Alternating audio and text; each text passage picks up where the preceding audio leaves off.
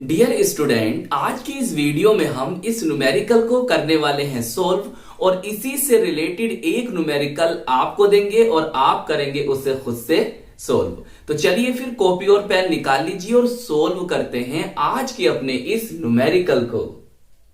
हमें दिया है परासरण एवं परासरण दाब से आप क्या समझते हैं।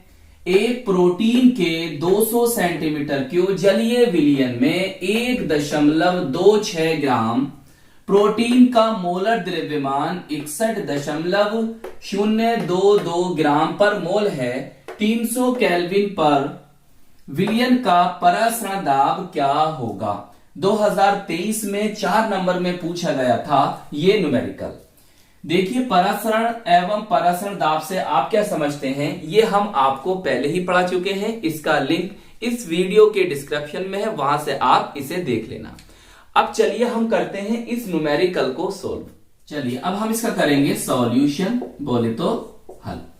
जो वैल्यूज दे रखी हैं उन्हें यहां पर लिखिए। पहले सबसे पहले देखिए, एक प्रोटीन के 200 सेंटीमीटर क्यूब जलीय विलयन में, तो ये जो है बच्चों, ये इसका क्या है, आयतन है, वॉल्यूम है। कैसे पहचाना, सेंटीमीटर क्यूब से, सेंटीमीटर की पावर 3 से। अच्छा, तो V से डिनोट करते हैं, V से प्रदर्शित करते हैं, कितना है 200 सेंटीमीटर क्यूब। हम क्या जानते हैं, हम जानते हैं 1 सेंटीमीटर क्यूब जो होता है वो 1 ml के बराबर होता है। और इसे लीटर में कन्वर्ट करने के लिए हमें क्या करना होगा, 1000 से भाग करनी होगी। 2 जीरो गए, बचा कितना 0.2 लीटर। सही, तो V इज इक्वल टू आ जाएगा बच्चों 0.2 लीटर। बताइए, इतनी बात समझ में आ गई। चलिए आगे पढ़िए, क्या दे रखा है हमें। और जलीय विलयन में 1.26 ग्राम प्रोटीन का मोलर द्रव्यमान इतना है। अच्छा, तो ये प्रोटीन कौन है, विलय है। तो विलय के लिए हम क्या लिखेंगे, W2, जो हमें विलय का भार या द्रव्यमान दे रखा है, मतलब प्रोटीन का, तो 1.26 दे रखा है ना, लिख दो। सही है। उसके बाद देखो, इसका ही मोलर द्रव्यमान, विलय है तो हम 2 लगाते हैं, ये मैं आपको पहले बता चुका हूं। शुरू से बेटा वीडियो देखते हुए आइए। 61.022 ग्राम पर मोल है नहीं, यही है। सही है। चलिए फिर हमें दे दिया उसने टेम्परेचर, डिनोट करेंगे कैपिटल T से, 300 केल्विन।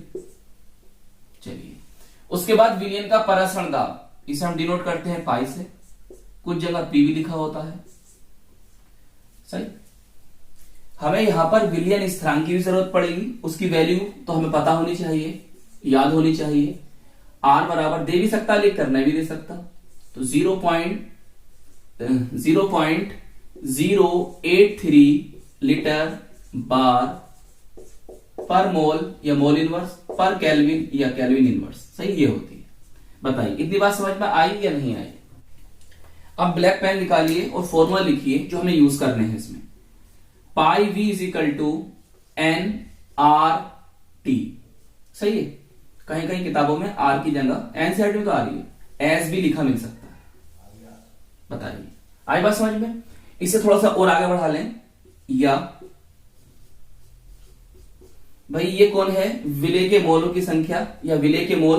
तो विलय के मोल हम कैसे निकालते हैं, विलय का भार या द्रव्यमान बटे विलय का अणुभार या मोलर द्रव्यमान से। तो n की जगह हम इस वाली बात को लिख सकते हैं। जी सर, बिल्कुल हम यहां ये लिख सकते हैं। चलिए लिख देते हैं। हमें निकालना है पाई, तो थोड़ा सा और इस आगे बढ़ा लो फॉर्मूले को। अरे या क्या लिखा है, या मत लिखो, इसे थोड़ा आगे बढ़ा लो। और pi is equal to W2 RT upon M2, ये क्या है इसके अपॉन में इंटू V। बताइए, ये बात समझ में आई। अब ये वाला फॉर्मूला लगेगा और हम अपने आंसर को प्राप्त कर लेंगे। देखो, सब वैल्यूज पता है, W2 सर पता है, R सर पता है, T सर पता है, M2 सर पता है, V सर पता है। बस हो गया सवाल आपका सोल्व। बताइए, समझ में आ रही बात।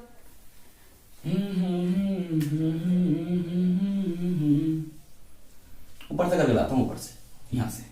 चलिए वैल्यूज बताइए।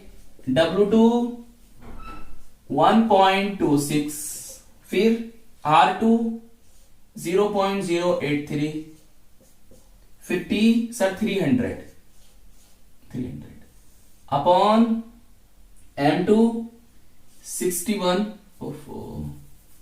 61.022, यही है इनटू V सर 0.2। अच्छा, अब बहुत ध्यान से सोल्व करना। देखो भाई 1 2 3 तो इस पॉइंट से ये पॉइंट खत्म हो गया, सही। देखो इस पॉइंट से ये दो जीरो खत्म हो जाएंगे, दो जीरो खत्म हो गए। अच्छा देखो अब समझते रहना, यहां ये बचा, सही, यहां 83 बचा, सही, यहां 3 बचा, सही, यहां पर बचा 61 022, सही है। देखो इसका पॉइंट हटाया मैंने, ऊपर एक जीरो बढ़ा लिया, इसका पॉइंट हटा दिया तो ऊपर क्या बन जाएगा, एक जीरो बढ़ जाएगा, सही है। यहां बचा केवल 2, इस 2 से इसे 2 काट दो, 2 ये गया 63 बार, तो अब कितना मिला हमें, 63 83 3 10 अपॉन 61 022। बताओ इतनी बात समझ में आ गई। अब कुछ कम बढ़ते तो होगा ना, तो ऐसा करते हैं ऊपर गुणा कर देते हैं, तो कितना आ जाएगा 15 और 70, नीचे आ जाएगा 61 022, सही। इसे भाग करोगे तो कितना आ जाएगा, पाई इज इक्वल टू आपका आएगा 2.57 बार, सही। हिंदी में लिखो क्या अंग्रेजी में, तो ये इस सवाल का आंसर होगा। बताइए समझ में आ गया, नोट कर लो। तो चलिए फिर बेटा अब इस न्यूमेरिकल को आप खुद से सोल्व करेंगे, कर लेंगे। तो इसी की तरह से है, एनसीईआरटी का न्यूमेरिकल है, ये उदाहरण है एनसीईआरटी का।